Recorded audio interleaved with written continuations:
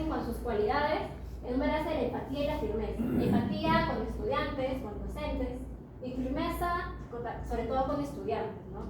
Había una preocupación que surgía mucho sobre la denominada generación de cristal, que el psicólogo, si bien debería ser empático, también debería ser firme, porque hay estudiantes que faltan el respeto, estudiantes que han perdido la noción de jerarquías con los docentes, ¿no? Sabía mucho todo este tema.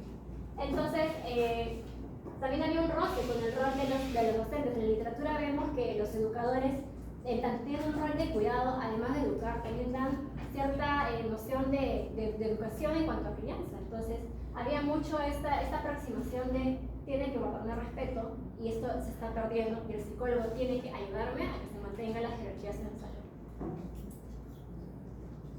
Ahora, aquí pasamos ya a lo interesante, que es qué debería hacer entonces el psicólogo escolar. Hemos visto cómo lo identifica, pero también vemos que tenían un ideal, que sería el trabajo con el resto de la escuela. Los docentes abogaban mucho, y esto me parece vital señalarlo, porque la psicología escolar puede incidir en muchas más esferas. Por ejemplo, con el total de estudiantes, no solamente con individuos problemáticos, sino con el grueso de estudiantes. También con docentes, mencionaban, así como hay un médico de cabecera, también debería haber un psicólogo de cabecera para el docente. Y aquí poco a poco entramos también en temas de autocuidado docente que se iban mencionando. Y también con las familias, ¿no? Que si bien había como cierto recelo con las familias, porque sienten que a veces también han perdido el respeto por el equipo docente, reconocían que si se intervenía en ellas se podía forjar desde la cuna a los estudiantes. Y bueno, acá hay un poco de citas por si quieren aterrizarlo un poquito más, pero lo interesante, al menos con la reflexión que quiero dejar en este aspecto, es que sobre todo como una entrega, porque sobre todo enfocaban a que les encantaría que hubiera psicólogos escolares para todos los estudiantes, y que al menos hubiera por lo menos uno por nivel de primaria, secundaria, inicial, inclusive señalaban uno por salón, porque no se daban abasto, y porque reconocían que era importante para sus estudiantes. ¿Seguimos? Y ahora, de manera transversal con esas tres creencias sobre qué es la psicología escolar, cómo debería ser la psicología escolar o cómo debería ser un psicólogo escolar, de manera transversal se encuentra que valora mucho la disciplina y por ende entiende que su ausencia genera un caos, no solamente en el bienestar del estudiantado, sino porque supone una adición a su rol como docentes. Ya, como les he comentado, el rol docente a veces colinda mucho con este rol de cuidado. Entonces, ante la ausencia de un psicólogo escolar, el bienestar del estudiante queda un poco en el aire, y eran los docentes que tenían que asumir funciones que suponen una carga adicional y que por ende también puede llegar a ser agotador, ¿no? Y esto se sostenía en sus experiencias en escuelas sin psicólogo escolar, porque si bien en la que estaban tenían una psicóloga escolar o un psicólogo escolar, venían de colegios en los que no había, y por eso daban a entender que cuando no estaba un psicólogo escolar, todo se iba al suelo. Entonces, la reflexión es, ¿por qué pese a reconocer su importancia, no solo en su presencia, sino en un rol que incluye a toda la comunidad educativa, sus creencias parecían estar dirigidas a un rol más asistencial?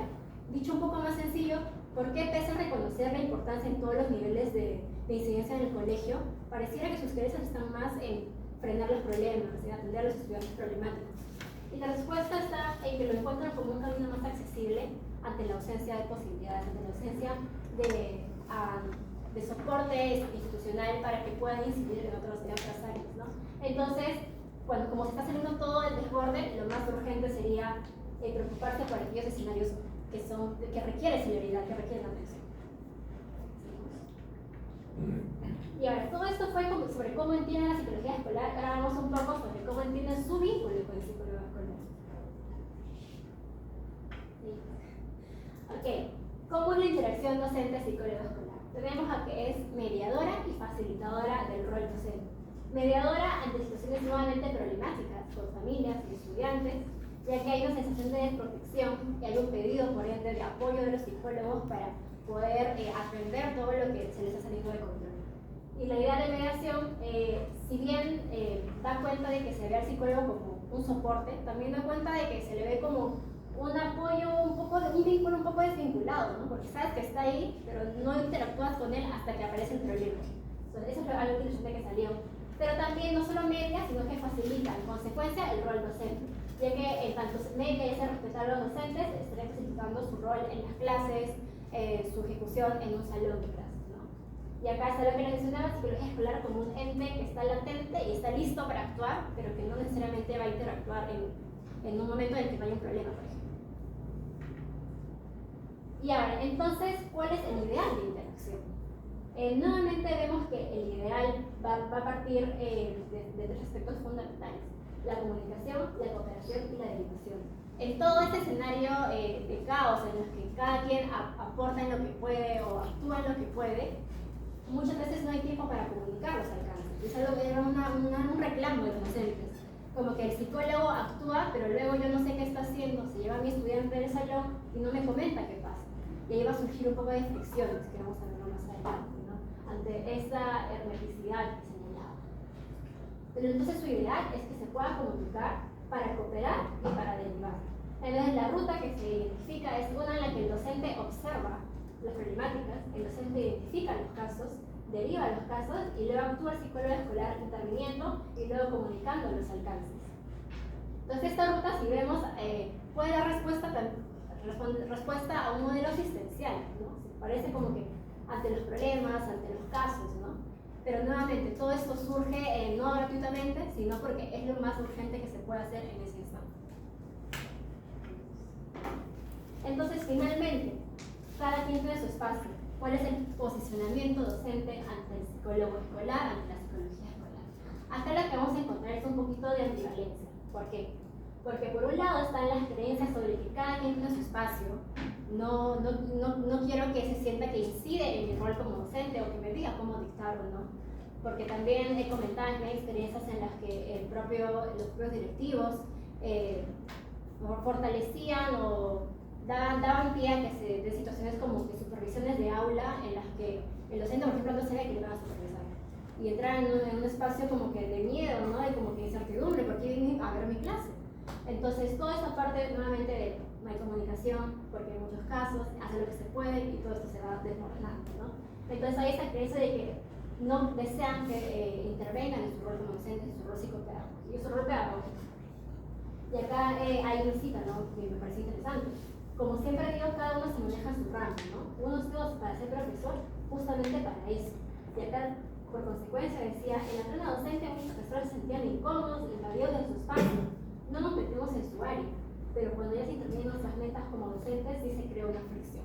Entonces vemos por un lado este deseo de como que mi espacio es el ser docente, tu espacio es el psicólogo, cada quien con lo suyo, pero al mismo tiempo hemos visto que también reconoce al psicólogo como un facilitador de su rol como docente. Entonces vemos como que si bien solicitan el apoyo ante problemas, tampoco desea que se decida más allá de eso en un rol un poco más amplio, ¿no? Por ejemplo, el de facilitar estrategias para un espacio psicopedagógico un poco más amplio en el aula, ¿no? Seguimos. Y ahora finalmente las conclusiones.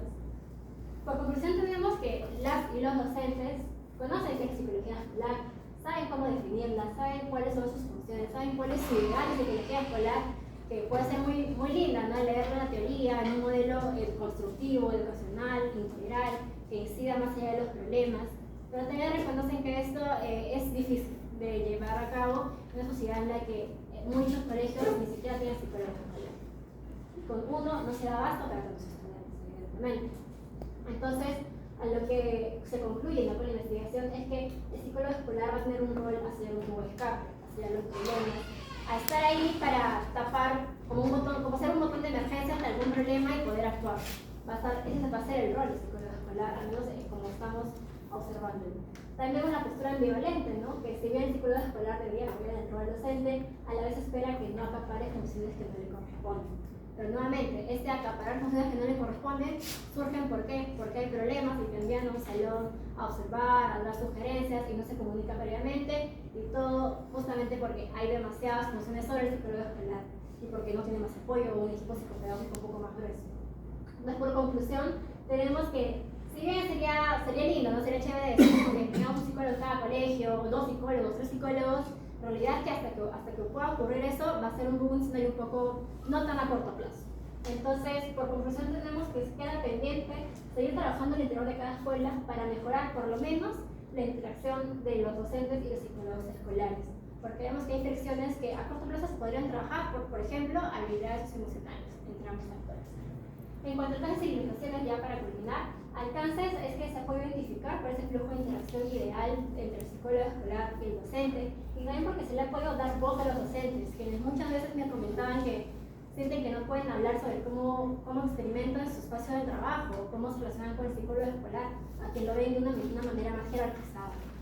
Entonces, tal otro alcance es la urgencia y la necesidad de tener al menos un psicólogo por colegio. Vemos que es muy importante, vemos que los docentes mismos abogan por ello y vemos que en su ausencia son ellos quienes se encargan con más roles, inclusive de cuidado y que atentan a su propio bienestar como profesores. Por limitaciones tenemos, en cuanto a escoger una escuela, por investigación intenté encontrar una escuela pública y una privada para ver si hay diferencias. Fue difícil encontrar una escuela pública con un psicólogo escolar. Por San Juan de Gancho, que es el distrito en el que yo vivo, en realidad, pasé por muchas zonas y casi ningún colegio público tenía un psicólogo escolar. Entonces, al final se tuvo que acudir a un colegio público, pero que tenía apoyo de una congregación religiosa, y que por esa congregación religiosa tenía un psicólogo escolar, pero el grueso de colegios públicos no tiene psicólogo escolar. Entonces, es una limitación que además la limitación nos invita a pensar, ¿no? Como que qué se puede hacer al respecto en cuanto al cumplimiento de normativas, que finalmente no solamente para el bienestar de nuestros estudiantes, sino de toda la comunidad educativa, pensándolo como profesores, directivos, familias y obviamente de nuestros estudiantes. Gracias.